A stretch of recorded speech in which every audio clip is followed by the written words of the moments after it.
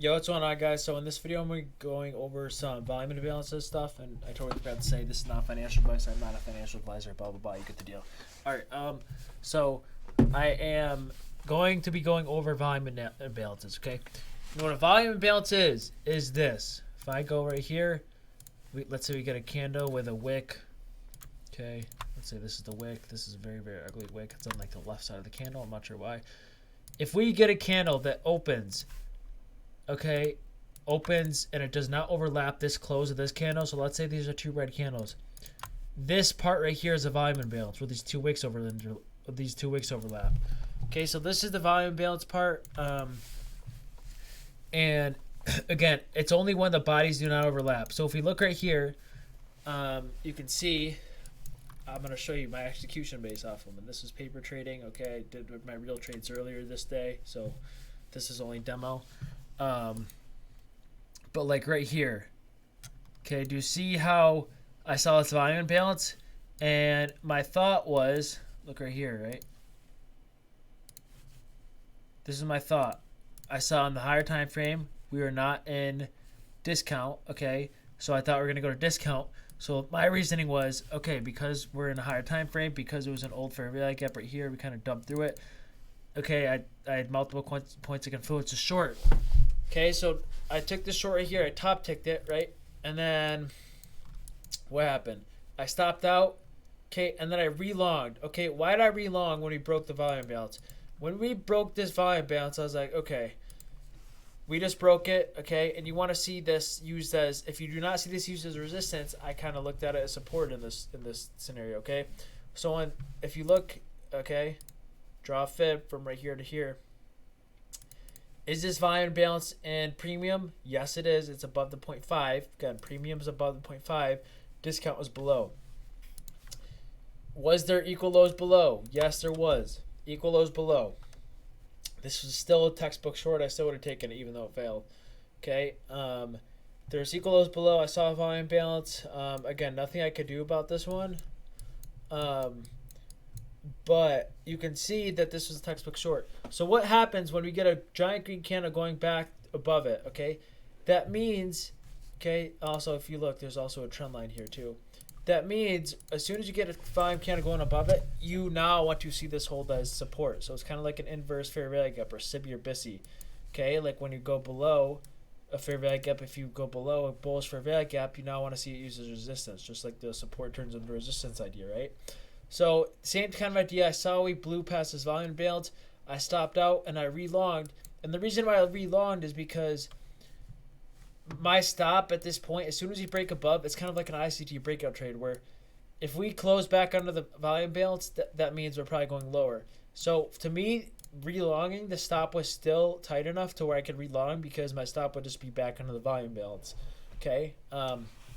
And this was at 2:25. It wasn't during lunchtime or anything, so we didn't have volume. Okay, there's no lunchtime lack of volume because I bet you this play would not have worked if it wasn't. Okay, I only usually relog stuff or switch my position if there's some sort of, it has to be during a good time. If it's during lunch, I will not reverse my position. There has to be enough volume.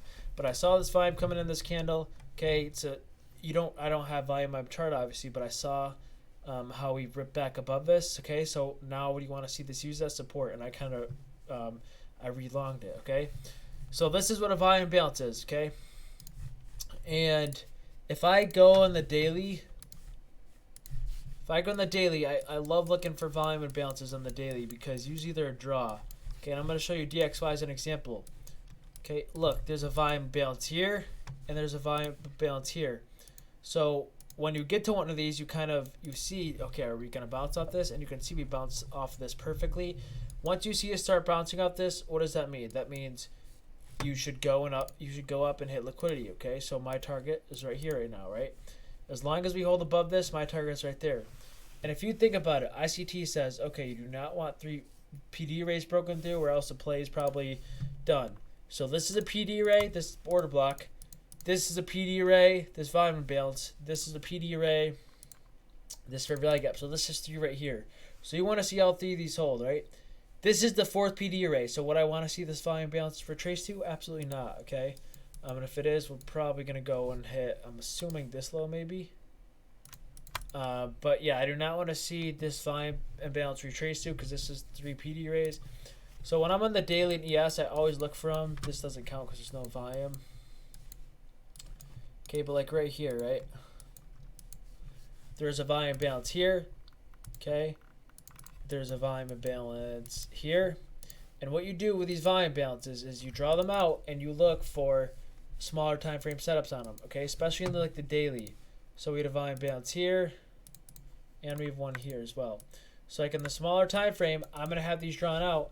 And what I do is I go to like the 5 minute. I know I have them drawn out, and I look for long setups off them. So like yesterday night, what did you see yesterday night?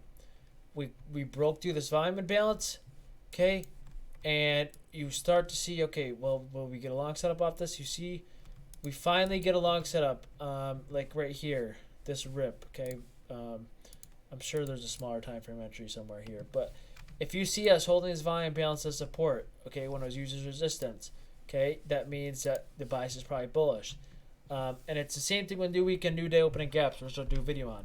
So again, when I draw these in the daily, I'm not really predicting, okay, are we going to bounce off them, are we not?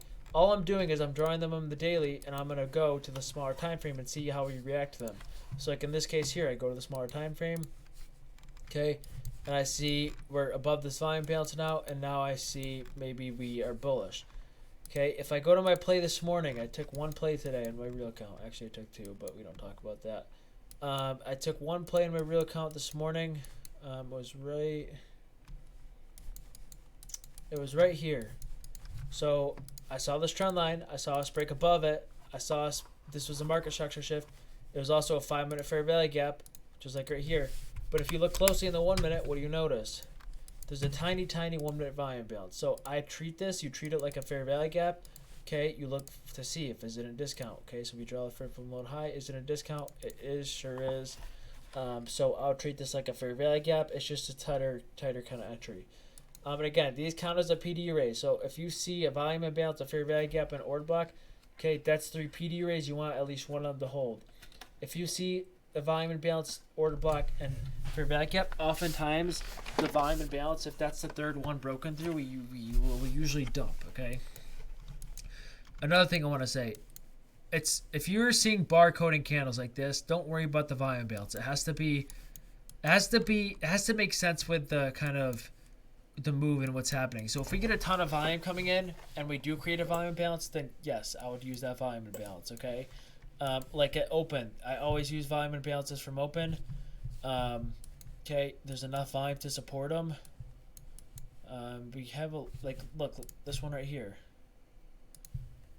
Okay, we end up bouncing off to the tick of that. We held this volume balance. This was the 1 minute. Look, you can see there's a fair value gap here. This would be the second PD ray.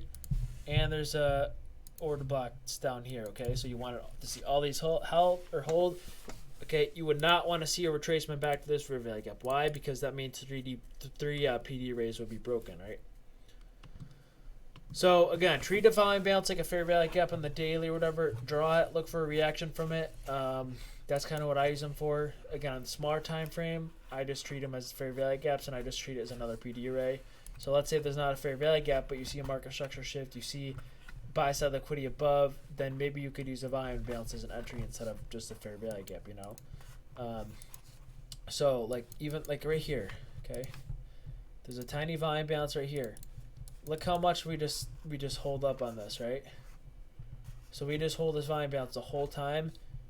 There was a tiny fair value gap right here, but like I mean, you could argue yes, it was because of the fair value gap, but you can see we just bottom ticked in the volume balance.